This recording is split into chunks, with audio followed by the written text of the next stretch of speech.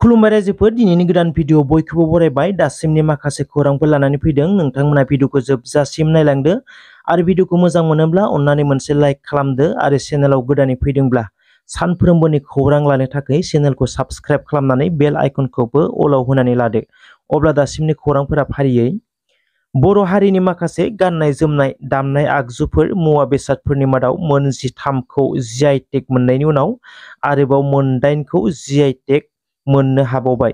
बेफोर जाबाय आर'नाइ, नाफाम, अनला ओंख्रि, गोखा गोखै, जौ गोरान, जौ गिसि, माइब्रा बिदै, नारजि ओंख्रि बेफोर मोन 8 आइटेमफोरखौ जीआई टेग मोननो हाबावबाय।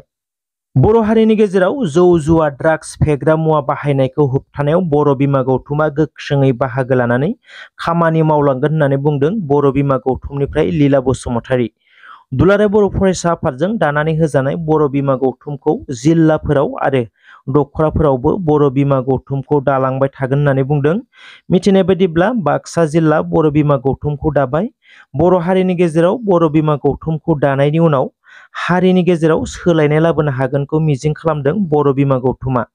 हारिनि गेजेराव सोरनिबा हिन्जाव खारनाय, सोरनिबा गथ' आरो सोरबा बर' लाइमोना जौ जुवा ड्राग्स सोबनाय बेफोरखौ फोसाबनाय आरो सांग्रांथि होनाय खामानिखौ रायजो राजानि खावलायनायाव मावगासिनो दं होननानै बुंदों बर' बिमा गौथुमा।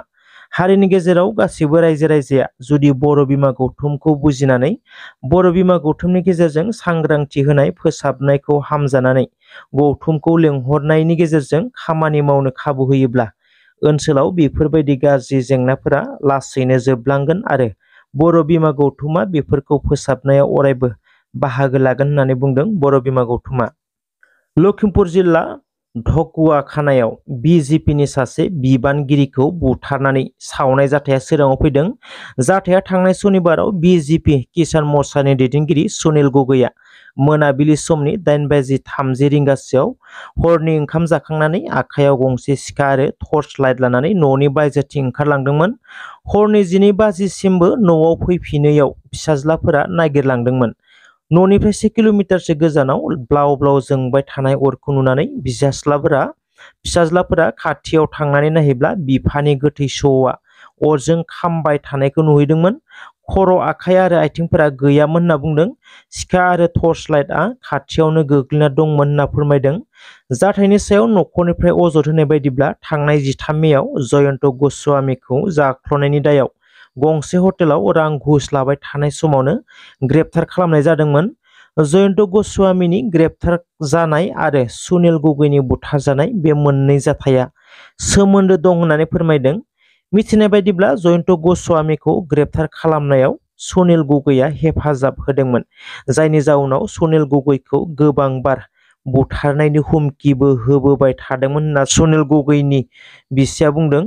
सुनील गगैनि बिसिखौबो फननि गेजेरजों हुमकि होबोबाय थादोंमोन, जाउनाव सुनील गगैआ सानफ्रोमबो टेनसनाव खाराव माराव जाना दंमोन होनना फोरमायदों आरो बिनि बुथारजानायनि गुबै जाहोनानो बेनो होनना न'खरनिफ्राय अजद दैखांदों। दायो सिआइडि नायबिजिरनाया सोलिगासिनो दं होनना खौरां मोनदों। दिल्लीनि गिबि मन्थ्रि अरविन्द केजरीवालआ जोबथेसालियाव थांफिनबाय। जौनि केलेंकारियाव ईडीजों हमजानाय अरविन्द केजरीवालआ बिसायख'थिनि थाखाय 21 सान जेलनिफ्राय जामिन मोनदोंमोन। बिसायख'थि जोबनायनि उनावनो मैया अरविन्द केजरीवालआ गावनि नखरनि बिमा-बिफा आरो फिसाज्ला नखरनि गासैखौबो बिदाय लानानै तिहारनि जेलआव थांफिननो गोनां जाबाय। अरुणाचल प्रदेशआव बिजेपिआ गोदान रेकर्ड खालामबाय। मख'नो गोनांदि थांनाय 2019 मायथाइयाव अरुणाचल प्रदेशआव बिजेपिआ लकसभा बिसायख'थियाव 41 मासि देरहानो हादोंमोन। बे बाराव अरुणाचलाव बिजेपिआ 60 सिटनि मादाव 46 सिटखौनो देरहानो हादों, मोनबा सिट बारा मोननो हादों। कंग्रेसआ मोनसेल' सिटआव देरहानो हादों आरो आदार्सआ 13 सिटआव देरहानो हादों। सिक्किमआव 32 सिटनि मादाव सिक्किम क्रान्तिकारि मर्चाया 36 सिटखौनो देरहानो हादों। सिक्किम डेम'क्रेटिक फ्रन्टआ मोनसेल' सिट देरहानो हादों। बिजेपिआ मोनसेबो सिट देरहानो हायाखै, कंग्रेसआबो मोनसेबो सिट देरहानो हायाखै आरो आदार्सआबो मोनसेबो सिट देरहानो हायाखै। माखासे टिभि चेनेलफोराव आरो माखासे गिदिर चेनेलफोराव एग्जिट पोल होनायनि सायाव बिपिएफनि बिजाथि खाम्फा बरगयारिया बुंदों जायफोर चेनेलाव बिसायख'थिनि फिथाइखौ लानानै प्रेडिक्सन होदों बेफोर चेनेलफोरा गासैबो गाव गावनि मोजां मोननाय दोलोनि थाखायसो आरो गाव गावनि फेभार पार्टिनि जानानै वान साइडेड जानानै प्रेडिक्शनखौ होदों होननानै बुंदों खाम्फा बरगयारिया। ससियेल मिडियायाव गोसारनाय एग्जिट पोलखौ लानानै दोलोआ नार्भास जानो नाङा होननानै बुंदों बिपिएफनि बिजाथि खाम्फा बरगयारिया। बिपिएफआ देरहागोना रोखा 60,000 नङाब्ला 80,000 बारा भट मोननानै बिपिएफआ देरहागोना रोखा होननानै बुंदों खाम्फा बरगयारिया। इउपिपिएलआ 4 बोसोराव मोनसेबो जौगानायनि खामानिखौनो मावाखै, गंसेबो फरायसालि, हस्पिटाल, कलेजनि खामानि मावाखैसै, 4 बोसोराव सासेबो साकरि मोनाखैसै, 1 लाख सुबुंनो साख्रि होगोन होननानै सरकार दादोंमोन नाथाय 4 बोसोराव बिटिसिनि 5 जिल्लायाव सासेबो साख्रि मोनाखैसै। बेनि थाखायनो बिटिसिनि रायजो राजाफोरा आरो लाइमोनफोरा इउपिपिएलनो भट होआखै होननानै बुंदों खाम्फा बरगयारिया। आरो बेनो इउपिपिएलनि जेननायनि गाहाय जाहोना होननानै बुंदों दिनै 3 जुन गेजेराव माखासेल' घन्टाफोर दंबावो, गाबोननो मोननो हासिगोन गुबै फिथाइखौ। सोर बबेयाव बेसेबां मासि आवग्रिगोन। गाबोननि साना बयनिबो थाखाय स्पेशेल डे, गासैबो दोलोनिसिम अल दा बेस्ट। सनितपुराव बर' राव रायज्लायनो रोङै बर' सुबुंफोरखौ फोरोंथाय होनाय बादा बेखेवदों सनितपुरनि खेलमाथियाव। बे बादाखौ बेखेवना होदों दुलाराय बर' फरायसा आफादनि बोसोनगिरि खुंख्रा स्वरगियारिया। बिथांजों लोगोसे सोलोंथाइ नेहाथारि सोमावसार बसुमतारियाबो बाहागो लादोंमोन। मख'नो गोनांदि बे सोलोंथाइ बादाखौ बेखेवनायनि साननैसो सिगाङाव सनितपुर जिल्लानि खेलमाथियाव इन्टेलेक्चुएल मिट हाबाफारि लानाय जादोंमोन। बेखौ लानानैनो ससियेल मिडियायाव गोसारदोंमोन जे सनितपुर जिल्लानि रायजो राजाया 6 दाननि गेजेराव बर' राव रायज्लायनो सोलोंगोन होनना ससियेल मिडियायाव लिरनायनि सायाव आरो नाङा फाङायै माखासे आरजायै कमेन्ट्सफोर होनायनि सायाव दुखु मोननाय फोरमायदों सनितपुर जिल्ला एबसुनि आफादगिरिया।